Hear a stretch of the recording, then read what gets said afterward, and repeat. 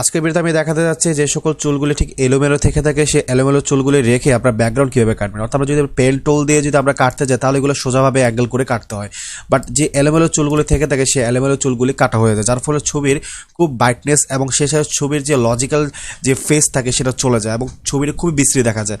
তো সেক্ষেত্রে আপনারা ছবির যে চুলগুলো যেভাবে রয়েছে সেভাবে রেখে ব্যাকগ্রাউন্ডগুলো কীভাবে কাটবেন, খুবই সিম্পল মেথড। আজকে এই ভিডিওতে আমি দুইটি টুলসের সাথে পরিচয় করে দেবো, অর্থাৎ দুটি অপশনের সাথে পরিচয় করে দেবো, যে দুটি অপশনের মাধ্যমে আপনারা যে কোনো সময় যে কোনো এলোমেলো চুলগুলো আপনারা কেটে নিতে পারবেন। তো একদমই দেরি না করে ভিডিওটি শুরু করা যাক। তার আগে বলে রাখে আপনারা দেখছেন নলেজ শেয়ার বাংলা, আর প্রতিবার মতো আমি আছি আপনার সাথে মোহাম্মদ বাবু।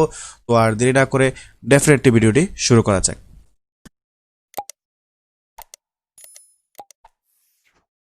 ওকে বন্ধুরা, তো আজকে আমি আপনাদের যে দুইটি টুলস আপনাদেরকে পরিচয় করিয়ে দেবো।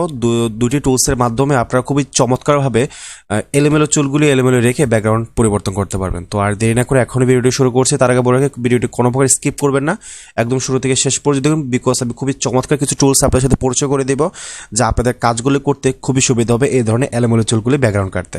ওকে, সো আমরা স্টার্ট করছি। তো প্রথমত আমরা চলে যাব ইরেজ অপশানে। ইরেজ টুল দেখতে পাচ্ছি, ইরেজ অপশন থেকে আমরা ব্যাকগ্রাউন্ড ইরেজ টুল অপশনে সিলেক্ট করব।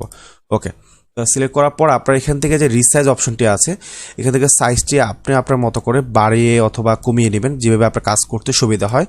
এরপর আপনার হার্ডনেস অপশনটি 100 রাখবেন এবং স্পেসিং অপশনটি 20% রাখবেন, ঠিক আছে।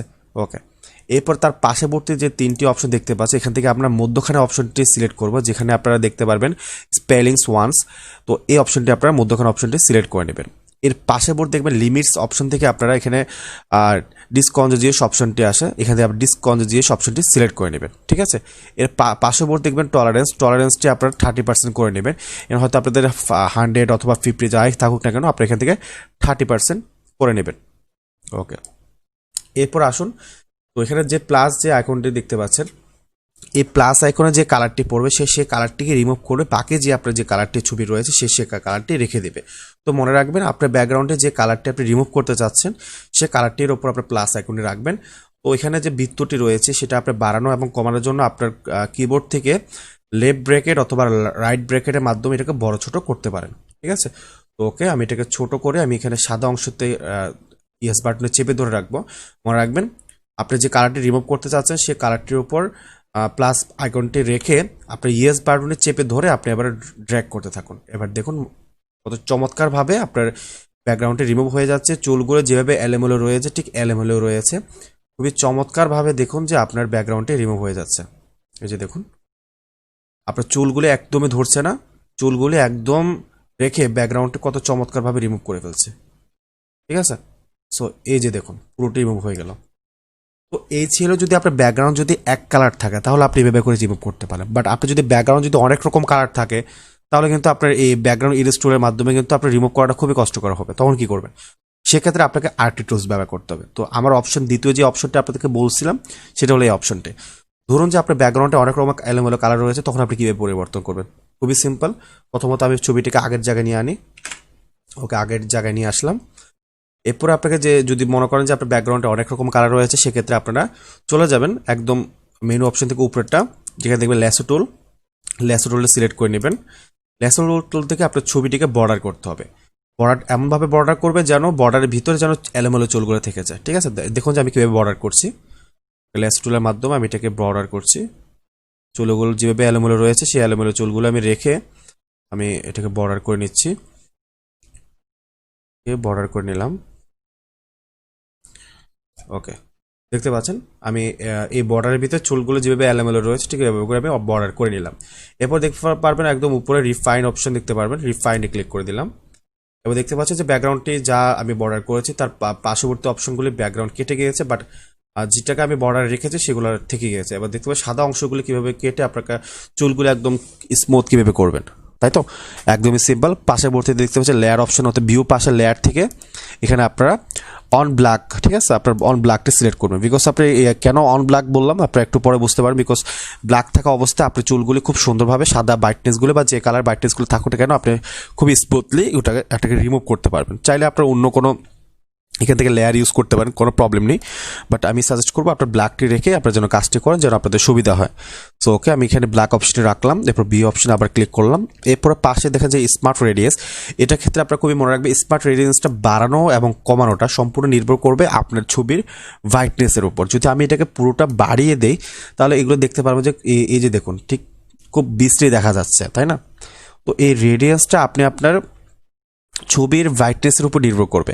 তো আমি বলবো যে আপনার রেডিয়েন্সটা আপনি আগে দেখবেন যে রেডিয়েন্স বেশি বাড়ালে কীরকম দেখা যাচ্ছে।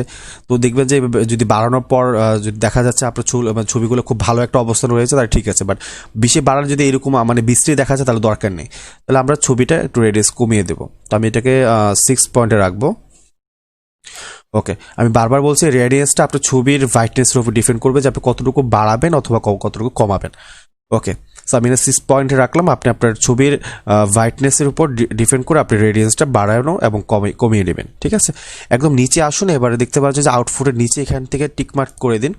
এখান থেকে অ্যামাউন্ট অপশনটা 100 রাখবেন। এখানে আপনার ছবির যতটুকু ব্রাইটনেস থাকুক না কেন এটা 100% আপনাকে অ্যামাউন্টে রাখতে হবে। এরপর ব্রাশ টুলটি থাকা অবস্থায় এবার আমরা এখানে ড্র্যাগ করব। এই যে দেখুন, আমি যদি ইয়েস বাটনে চেপে ধরে এবার যদি আমি এটাকে নাড়াই চাড়াই এদিক সেদিক করি, এই যে দেখুন কতটুকু চেঞ্জ হয়ে গেছে। তো আপনার যেখানে যেখানে সাদা অংশ আছে ঠিক এখানে আপনার ব্রাশ টুলে থাকা অবস্থা আপনি এভাবে নাড়বেন, যেখানে যেখানে আপনার সাদা অপশনগুলো দেখা যাচ্ছে এগুলো এভাবে নেড়ে দেবেন। ঠিক আছে, ইয়েস বাটনে চেপে ধরে ঠিক এভাবে নেড়ে দেবেন। ঠিক আছে, এই যে দেখুন সাদা অংশগুলো চলে যাচ্ছে। ওকে, আমি পুরোটাকে সাদা রিমুভ করে দিচ্ছি। ঠিক আপনি আপনার মতো করে রিমুভ করে নেবেন।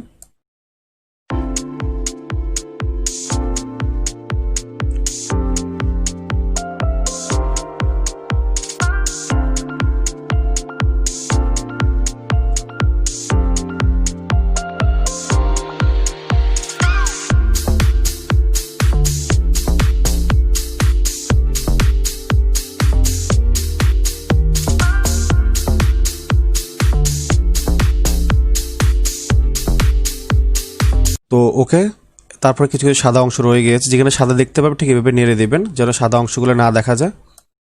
ওকে, এখানে একটু সাদা রয়ে গিয়েছে, আমরা একটু নেড়ে দেব। ওকে, এবার আমরা এখান থেকে লেয়ার অপশন থেকে ভিউ পাশে লেয়ার থেকে আমরা এখান থেকে এবারে অন লেয়ার এল সিলেক্ট করব। এই যে দেখুন বুম, কোনো প্রকার সাদা নেই, সমস্ত ব্যাকগ্রাউন্ড যে ছিল সমস্ত ব্যাকগ্রাউন্ড কেটে চুলগুলো ঠিক যেভাবে এলোমেলো রয়েছে এক্স্যাক্টলি ঠিক ওরকমভাবে এলোমেলো রয়ে গিয়েছে। এরপর আপনার ওকে বাটনে ক্লিক করে দিন। এবার আপনার ইচ্ছে মতো যেখানে আপনার এটা বসানোর দরকার সেখানে বসাতে পারেন। যদি ব্যাকগ্রাউন্ড পরিবর্তন করে আপনি অন্য কোনো কালার অ্যাডজাস্ট করতে চাচ্ছেন তাহলে আপনি অ্যাডজাস্ট করতে পারেন, আপনার ইচ্ছে অনুযায়ী এবার অ্যাডজাস্ট করে নিতে পারেন। ঠিক আছে, তো ঠিক এই দুটি অপশনের মাধ্যমে আপনারা এলোমেলো চুলগুলি যত রকমের ব্যাকগ্রাউন্ড থাকুক না কেন আপনারা এই দুটি টুলস ব্যবহার করে আপনার ইচ্ছে অনুযায়ী যেভাবে আপনার কাজ করতে সুবিধা হয় সেই সুবিধা অনুযায়ী আপনারা এইভাবে ব্যাকগ্রাউন্ডটি রিমুভ করতে পারেন। তো আশা করছি আপনাদের কাছে ভিডিওটি ভালো লেগেছে। যদি ভিডিওটি ভালো লাগে থাকে অবশ্যই একটা লাইক করুন, কমেন্ট বক্সে আপনার মতামত জানান। সেই সাথে যদি আপনি আমার চ্যানেল নতুন হয়ে থাকেন চ্যানেলটি সাবস্ক্রাইব করে পাশে থাকা বেল আইকনে ক্লিক করে দিন যেন আমার পরবর্তী কোনো ভিডিও আপনি মিস না হয়। তো দেখা হচ্ছে পরবর্তী কোনো একটি ভিডিওতে, ততক্ষণ পর্যন্ত ডেফিনেটলি ভালো থাকুন। আল্লাহ হাফেজ।